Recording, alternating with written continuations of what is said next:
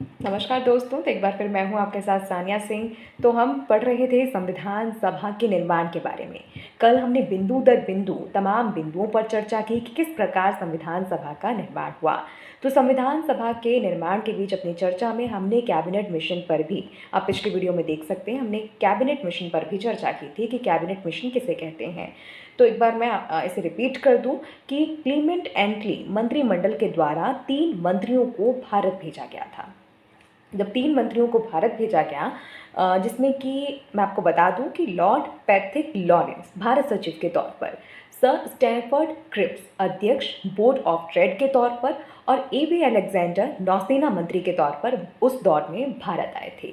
तो भारतीय इतिहास में मंत्रियों के इस दल को कैबिनेट मिशन के नाम से जाना गया था। ये मैंने आपको कल पिछली वीडियो में बताया था। तो 15 अगस्त 1947 को भारत के आज़ाद हो जाने के बाद संविधान सभा पूर्णतः प्रभुता संपन्न हो गई। इस सभा ने अपना कार्य 9 दिसंबर से आरंभ भी कर दिया था। तो अब हम चर्चा करेंगे, जैसे कि पिछली वीडियो में मैंने चर्चा किया था, इसका जिक्र किया था कि इस सभा के लिए कुछ अहम सुझाव रखे गए थे, जिस पर आज हम चर्चा करने वाले हैं। तो इस सभा में 389 सदस्य हों। इस सभा में 389 सदस्य हों, जिसमें 292 ब्रिटिश प्रांतों के प्रतिनिधि हों, 4 चीफ कमिश्नरी क्षेत्रों के प्रतिनिधि हों, 93 देशी रियासतों के प्रतिनिधि हों। योजना के अहम सुझाव थे। तो आगे अब हम चर्चा करने वाले हैं इन अहम सुझावों पर।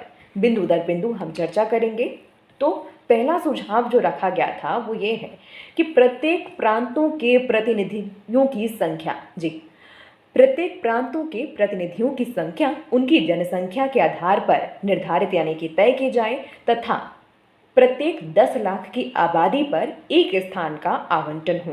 तो इस सभा के निर्माण के वक्त ये सुझाव रखे गए थे कि प्रत्येक प्रांतों के प्रतिनिधियों की संख्या उनकी पॉपुलेशन यानी उनकी जनसंख्या के आधार पर तय की जाए, निर्धारित की जाए और प्रत्येक 10 लाख की आबादी पर एक स्थान का आवंटन यानी डिस्ट्रीब्यूशन किया जाए। तो अगला सुझाव, जो कि दूसरा सुझाव है, वो ये रखा गया था इस संविधान सभा में कि प्रांतों में विभिन्न जातियों के लिए, जी, प्रांतों में विभिन्न जातियों के लिए इन जातियों की आबादी यानी इन जातियों की पॉपुलेशन के आधार पर प्रांत को आवंटित स्थानों का विभाजन किया जाए। तो देखिए, यहाँ पर पहला सुझाव जो रखा गया था वो ये था कि प्रत्येक 10 लाख की आबादी पर एक स्थान का आवंटन हो। तो अगला सुझाव जो है वो ये रखा गया कि प्रांतों में विभिन्न जातियों के लिए इन जातियों की आबादी के आधार पर, इन जातियों की पॉपुलेशन के आधार पर प्रांत को आवंटित स्थानों का विभाजन किया जाए। प्रत्येक जाति के प्रतिनिधियों का निर्वाचन, जी, यहाँ पर ध्यान से देखिएगा कि प्रत्येक जाति के प्रतिनिधियों का निर्वाचन उस जाति के सदस्यों के ही द्वारा हो। अतः मतदाताओं को 3 वर्गों में बांटा जाए। तो आप देख रहे हैं यहाँ पर जातियों को बांटने की बात हो रही है। माफ करिएगा, जातियों के प्रतिनिधियों का निर्वाचन उस जाति के सदस्यों के द्वारा किए जाने की बात हो रही है। अंततः मतदाताओं को 3 वर्गों में बांटा जाए। इस सभा में सुझाव रखा गया था जिसमें कि मतदाताओं को इस प्रकार से 3 वर्गों में बांटा जाए, जिसमें कि साधारण, मुस्लिम और सिख। ध्यान रखिएगा, केवल पंजाब में। तो अतः मतदाताओं को 3 वर्गों में बांटा जाए, साधारण, मुस्लिम, सिख, यानी सिख केवल पंजाब में।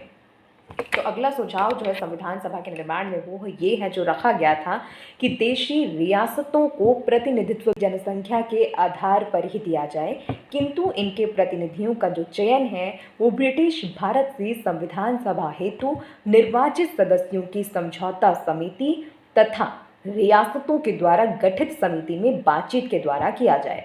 तो इस अहम सुझाव पर हम फिर से चर्चा करेंगे, मैं इसे रिपीट करूंगी।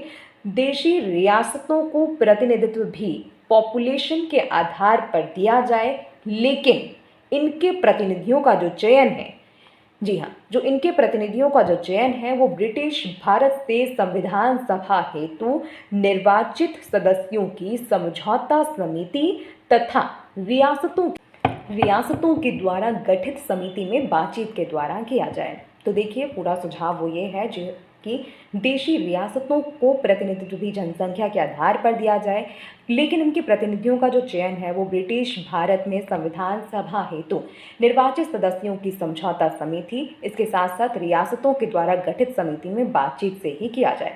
तो अगला जो सुझाव है वो संविधान सभा के निर्माण के बीच में ये रखा गया था, वो ये है कि इस सभा के गठन के बाद इस सभा के यानी संविधान सभा का गठन हो जाने के बाद प्रांतों के द्वारा हिंदू बहुल प्रांतों, उत्तर पश्चिम के मुस्लिम बहुल प्रांतों, साथ में उत्तर पूर्व के मुस्लिम बहुल प्रांतों में समूहन की बात की जाए।